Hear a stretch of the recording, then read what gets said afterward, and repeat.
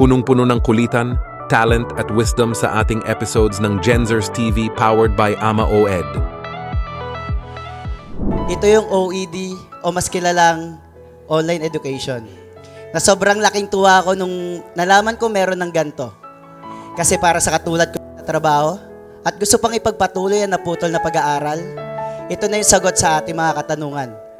Dahil hindi dapat ang relasyon ng pinagsasabay, kundi ang pangarap at paghahanap buhay. Ang edukasyon ay hindi lang naman nakukuha sa paaralan.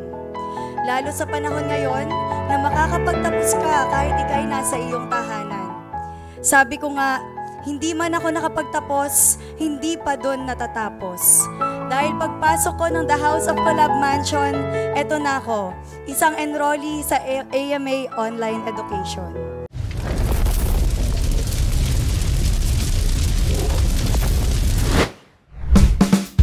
Over the 3 episodes ng Genzers TV, nagpamalas ng angking talino, exceptional talent and sharing ng kanilang experience kung paanong nabago ng Ama OED ang kanilang buhay sa mansion.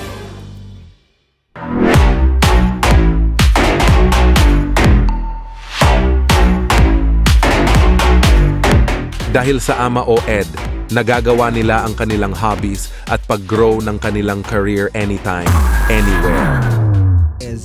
So, yun. Ako din eh.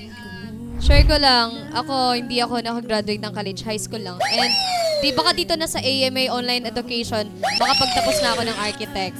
Di ba? Yun kasi yung mga O, tsaka di ba kahit naman nasaan tayo. For example, content creator tayo, para sa'yo, para sa akin, kung meron tayong session sa barangay, if ever na meron, makakapag-aral pa din tayo kahit may mga iba pa tayong ginagawa. Totoo. And also, since OED is an easy access, also sa mga kababayan na natin nasa abroad, they can also access to education with OED. Ano-ano bang performances ang ginawa ng mga talk content creators natin sa Genzers TV? Ayoko nang pumarag kahit saan mapunta. Ayoko nang pumarag kung ikaw ang kasama. Nagpamalas ng all-out energy sila sa kantahan. Ayoko na. There's always gonna be another mountain. Always gonna wanna make it move. Always gonna be an uphill battle. Sometimes we're gonna have to live. Pero di lang yan, may nakahanda rin na games ang Genzers TV para i-testing ang kanilang talino at quick thinking. Face to face. Ay! Eskwelahan! School! Ayun, ang bilis. Camera? Sige pa, sige pa. Stand? Stick? Selfie stick? Tripod? May ilaw? Ring light? May mga heartfelt moments din silang na-share about their lives at nagpasiklaban sa rap battle. Kung gusto mong maging honest ang iyong buhay, halika na sa flexible ay fix out, ayusin ng tunay. Hindi lang masisave ang oras mo, kundi magkakaroon ka pa ng time management. Ako si Kyle Season at kalabang ko si Lars. Lugi ako dito kasi kamukha niya si Aklas. Napakapangit ng ugali mo! Online education. Na sobrang laking tuwa ako nung nalaman ko meron ng ganito. Kasi para sa katulad ko na trabaho at gusto pang ipagpatuloy ang naputol na pag-aaral, ito na yung sagot sa ating mga katanungan. Dahil hindi dapat ang relasyon ng pinagsasabay, kundi ang pangarap at paghahanap buhay. Mula pagkabata hanggang sa aking pagtanda, isa lamang ang minimithi at pangarap na tinitingala. Ang makuha ang kursong hinahangad, makatapos ng pag-aaral para sa sarili at para sa aking mga magulang na hindi nakuha ang ninanais dahil sa kahirapan. Hindi man ako pinanganak na may kaya o mayaman, tagpi-tagpi din ang tahanan. Diskarte lang ang nagtawid sa kung ano ang kasalukuyang estado namin sa buhay. Madaming naranasan, pagsubok na nilampasan at aral na natutunan.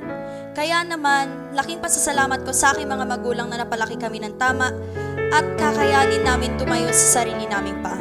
Ang edukasyon ay hindi lang naman nakukuha sa paaralan. Lalo sa panahon ngayon na makakapagtapos ka kahit ikay nasa iyong tahanan. Sabi ko nga, hindi man ako nakapagtapos, hindi pa doon natatapos. Dahil pagpasok ko ng The House of Collab Mansion, eto na ako, isang enrollee sa AMA Online Education. Para sa mga kabataan dyan, kayo ba ay nakatapos na sa inyong pag-aaral? Alam ko karamihan sa inyo ay nahihirapan at pinipili na lang ang diskarte para magpatuloy sa laban.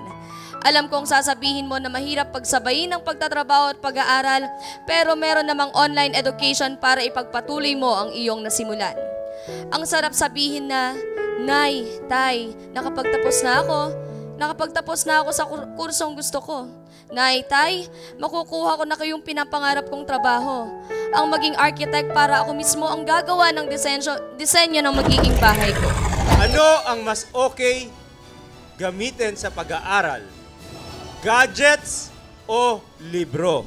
School have changed by using traditional book to the using of multimedia tools such as gadgets. And I do believe that this gadget helps a lot to the student, not just only on their academic performances, but also to their welfare. Sa paggamit ko po ng libro ay hindi lang academics ang napag-aralan ko, kundi ang aking magandang attitude. Dahil hindi lang ang academics, math, English, hindi lang yun matututunan sa isang libro. Dahil matututunan natin kung ano ang ating pag-uugali pag nagharap tayo sa isang libro. Ano ang tawag sa kape? Ang namimiss mo.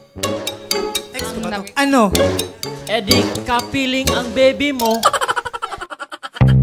Lahat ng yan ay possible thanks to Ama OED. Marami silang time to do other things at mag-aral at their own pace and own time.